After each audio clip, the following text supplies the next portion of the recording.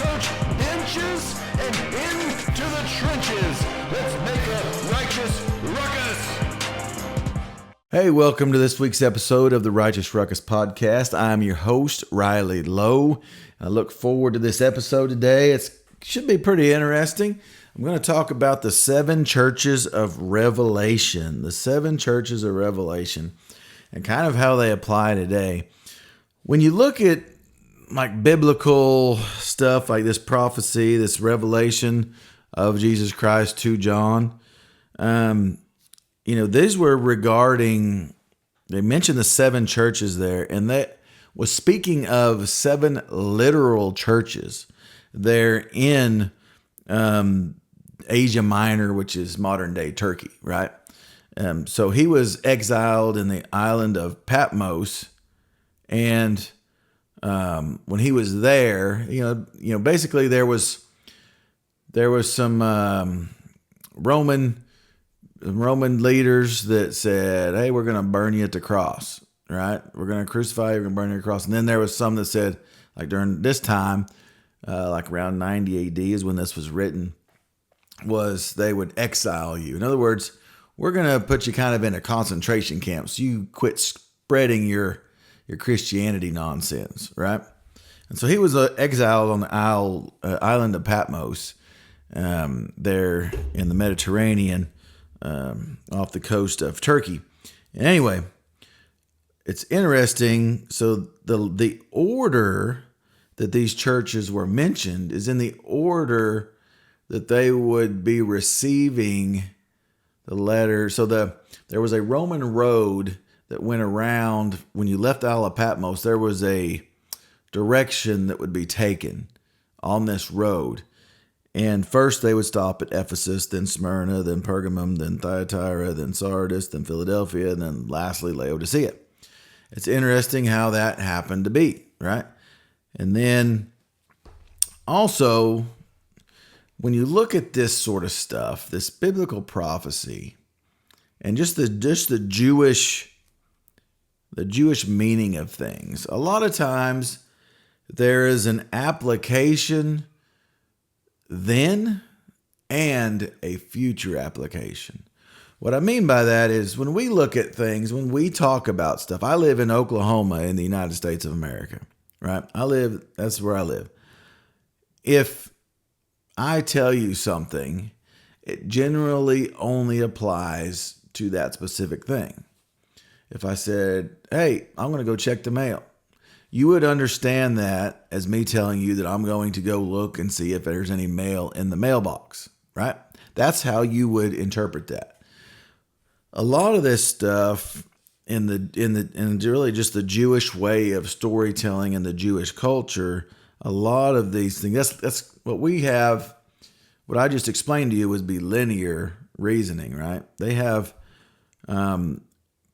they have a multifaceted way of communicating, these ancient Jews did. And a lot of times this stuff, like these 7 churches were 7 literal churches. Like if I named 7 churches in a town near you, I would be talking about those churches. But then I would also be talking about churches in the future, not necessarily by those same names, but the way that churches would be in the future as well.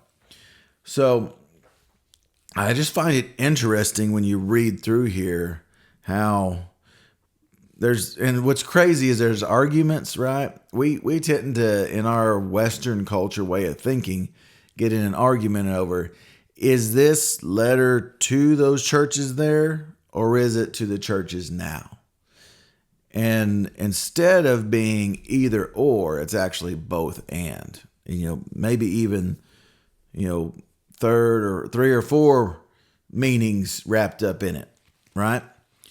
So it's just something to keep in mind there whenever you're sitting there struggling because your brain is going, well, he's talking about 7 literal churches. He can't be talking about churches of today. Yes, he can.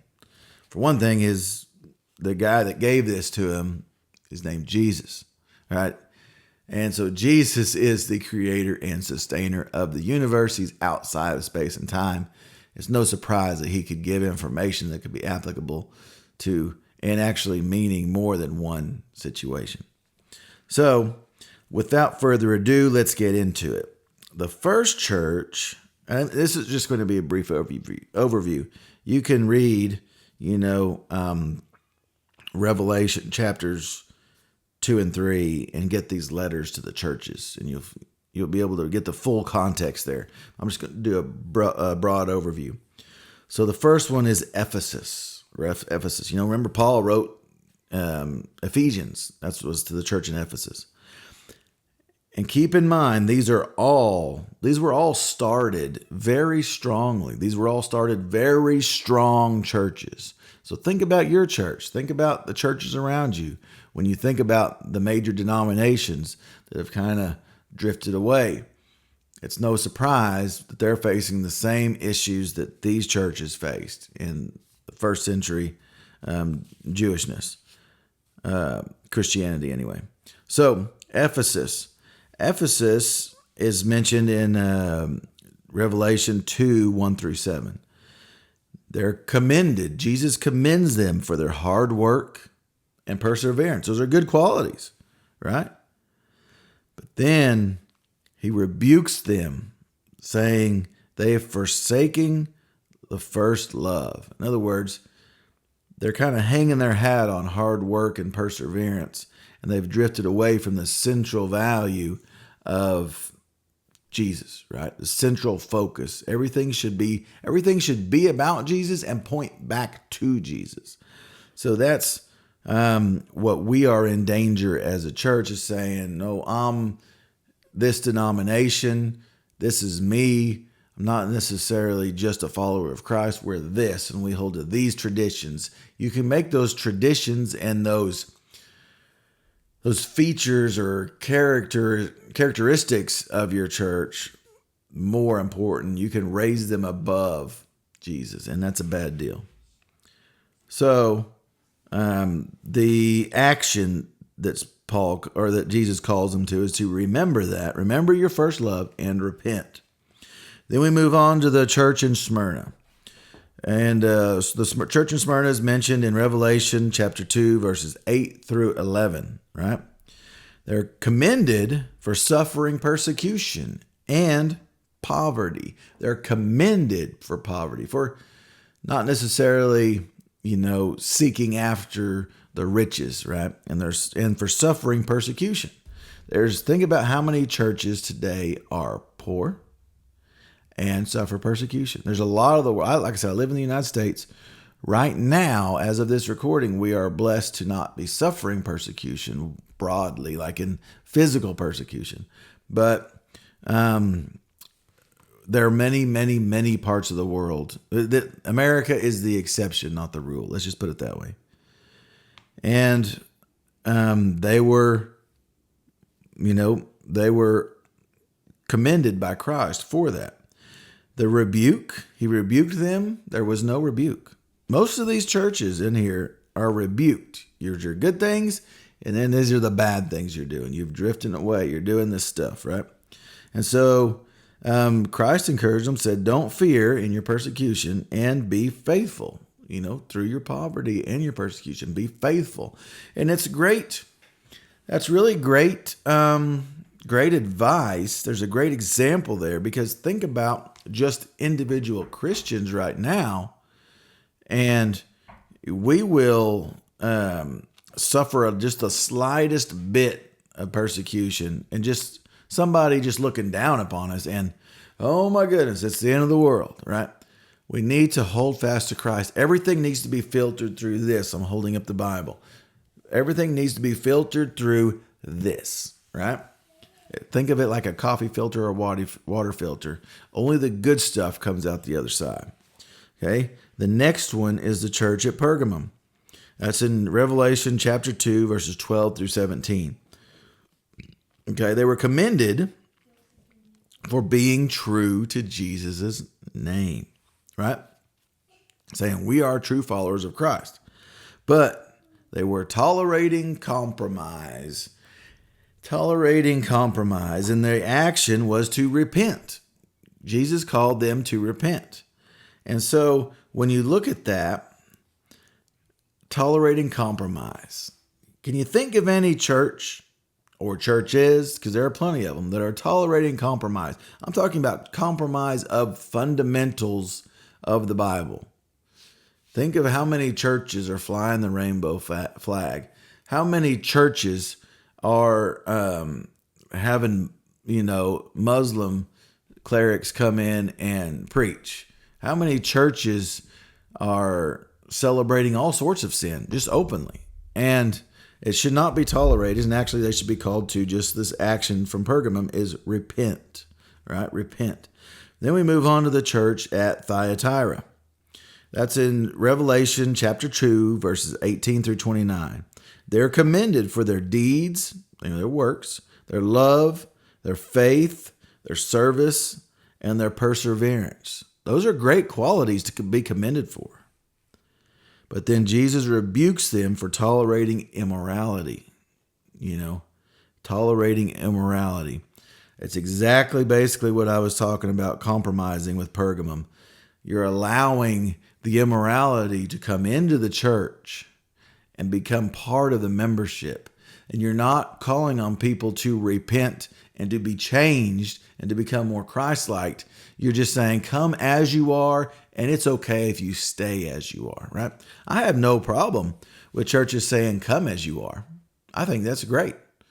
But the issue is that there's so many churches today that it's come as you are and do not change. We want to be more like you, not you become more like Christ, right? And that's what you run into. And the action for Thyatira is to repent. It's simple. The action is simple. Repent.